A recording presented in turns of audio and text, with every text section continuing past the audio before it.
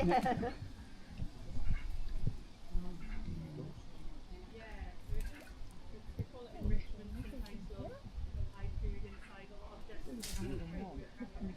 in them bushes there. Exercising to keep their brains busy, very playful.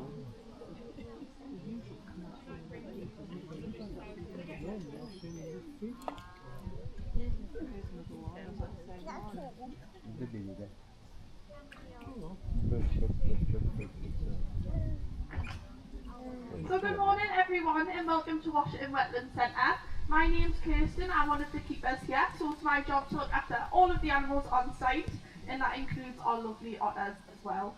So we have two Asian short-clawed otters here. We have Buster, who is 8 years old, and Musa, who is 15 years old. He's actually about to turn 16 in a couple of months' time as well. So the best way to tell these guys apart is Buster is a little bit larger than Musa. He definitely likes to sort of see his food when he's not looking. And Musa is a little bit smaller, and Musa also has a little bit of a lighter colour coat as well. They also have two very polar opposite personalities. Buster is a lot more mischievous, a lot more cheeky. Musa is very much sort of chilled, very laid back, just likes to plod on, sort of do what he likes. So these guys are from Southeast Asia, and they live in freshwater habitats, so things like swamps, marshes, anything with sort of murky, dirty, stinky water they absolutely love. Anything that has a really strong smell, they're just so drawn to it. And these guys are pretty smelly themselves, and I can definitely attest to that because I've got to pick up their poo every day, but they have the best time. So these guys in the wild, they'll only live up to around 10 years old, so they don't actually live very long in the wild. In captivity it's a little bit longer, so it's around 12 to 15 years in captivity, just because they've got a pretty nice life here in captivity. They don't have any predators to worry about, and if they ever did need it, they can stay in bed as well. So they like to sort of plod along and do what they like. Now in the wild, these guys spend most of their time in really large family groups, normally up to around 20 different individuals, and that's for a few main reasons. So their name tells you something pretty important about these guys, and that's all to do with their claws. So these guys have really short claws. They actually look a lot more like human fingernails than they do actual claws. And in all intents and purposes, those claws are pretty useless. So most other otter species will have really long, sharp claws to allow them to be able to hunt any large fish species in the water and in their habitats as well. And it'll allow them to be able to grab onto them and be really swift when catching them. So because these guys don't have that, they're not able to catch those larger fish species, so these guys have to try and catch smaller prey as well. So with other otters as well, most of them have what we call full webbing, so webbing that will go all the way up to the very tips of their fingers, and it'll connect all of their fingers together, and that also helps when it comes to swimming and trying to hunt those larger fish species as well. Now you probably guessed it, these guys don't have full webbing, these guys have half webbing, so it'll only go halfway up their fingers, and that again just sort of really doesn't help them when it comes to hunting large fish species in the wild. So these guys hunt smaller prey, so they'll hunt things like slugs and snails. They love a crab, any crustacean, anything with a little bit of a crunch on they absolutely love. And because of that, because they are hunting smaller species as well, it means that these guys have to spend the majority of their day in the wild hunting. So in captivity, we want to try and replicate their wild environment the best that we can. And one of the ways that we can do that is by staggering out their feeds. So these guys do get 4 feeds a day. So today they've had some roach fish, and they've also had some brown shrimp, which they absolutely love. And it just allows us, by staggering out those feeds, it allows these guys to go through that all-day hunting behaviour. It's something that they do on a day-to-day basis in the wild, so we want to try and keep that routine up for them as well. One of the other things that we can do to try and keep a lot of those wild instincts still in them as well, you would have seen when I first came in, I was scattering their food around the enclosure, and that's a really good way to keep these guys motivated and go through any hunting techniques that they would in the wild as well. These guys have a really strong sense of smell, and that's normally what they hunt with, their sort of really strong sense of smell, their nose. So it's really good for these guys when we do scatter their food around, because it allows them to go through and actually start going through those hunting behaviours and trying to find their food, so it's a little bit more stimulating for them as well. Now these guys are actually the smallest species of otter that you can get, so from nose to tail these guys are only around 60 centimetres in length. Compared to the giant otter, which is around 7 foot in length, these guys are pretty small. So because of that, like I said before, these guys do live in those large family groups. The more otters that there are around them, the best it is for them to be able to protect each other as well. So that's why they do live in those large family groups. Now, the social aspects for these guys is really important in their day-to-day life. Now, because they hunt that smaller prey in the wild as well, it means that these guys at the end of the day have a lot of energy left, because it doesn't take up too much energy when they are hunting that slower moving prey.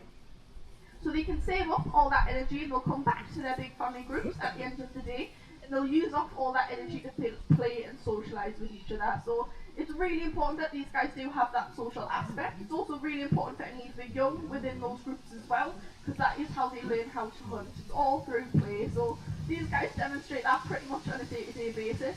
They absolutely love to have a little bit of play and socialisation with each other. So it's really good that we can sort of keep that going for them as well.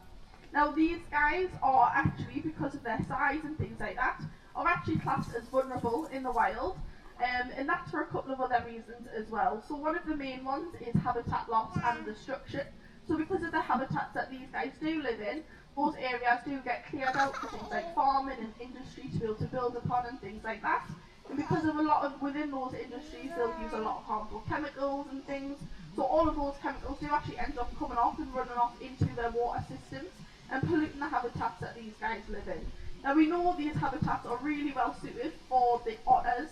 Also, these guys are really well adapted to be able to live in those habitats as well. So they can hold their breath for up to around 10 minutes, which is really important when they are spending so much time in the water. They can also, these guys also have 2 layers of fur as well, which keeps them really nice and comfy and warm when they are spending that much time in the water. So they've got one layer which is underneath. It's a little bit of a lighter colour coat. It's a lot more fluffy, and it keeps all that heat trapped between the skin and the fur. And then they've got that lovely brownish colour coat, which helps repel a little bit of water off, and again keeps them really nice and warm. So it's like they've got a fleece on and a big jacket on over the top, so it keeps them really nice and toasty when they do spend that large amount of time in the water. So we know that these guys are only really well adapted to be able to live in those environments, so it's really important that we try and preserve them and save them the best that we can in the wild. Now, one of the other issues that these guys do face in the wild, and it's probably the most sort of prominent issue for these guys at the moment, is something called the illegal wildlife pet trade. So because these guys are pretty small, they've got those sort of really short claws, a lot of people think that these guys would make really good pets. And unfortunately, we know that that's not the case. As much as sort of, you do look quite cute and probably everyone would love to give them a little bit of a cuddle, these guys have extremely strong jaws and an extremely strong bite force. So if I didn't have steel toe cap boots on, I definitely wouldn't have any toes left. Buster loves to chew my shoes and nibble them, and he absolutely would go through bone. It's actually a really important part of their diet as well, to be able to go through and chew that bone. It acts like a little bit like a natural toothbrush for them, keeps their teeth nice and clean, so these guys will absolutely do that. And it's also a really traumatic experience for the otters when they are actually taken from the wild, and it's something we don't want to put these guys through, and we want to try and prevent it the best way that we can. So one of the things that we do here is we try and do conservation, not only for our 2 otters, but also for all their wild counterparts as well. And one of the things that we've been able to do pretty successfully here is we've been able to breed these guys. So not too long ago, this pen was a little bit busier than it is today, and we had a total of 11 otters in here. So with Musa and his previous partner Mimi, he had a total of 9 cubs from 2 separate litters, with Buster being the youngest. He was the last one born, and the rest of those otters have all gone on to each adulthood stage. They've all gone on to different zoos and collections across the UK to be able to continue to breed and be part of that breeding programme. So Musa is actually now a great granddad, which is pretty nice, and his great grandkids are currently in London Zoo, so it's nice to see that these guys have actually been able to continue their line and do a lot of conservation supporting their species as well. And also, we wouldn't be able to do any of that without you guys coming down, listening to me rabbit on about our lovely animals for a little bit, because it means that we can continue to do as much conservation work as we possibly can, not only for our 2, but also for the wild otters as well, and hopefully help preserve them in the wild a little bit more. So thank you so much for coming down. Does anybody have any questions or anything they'd like to know about the otters before?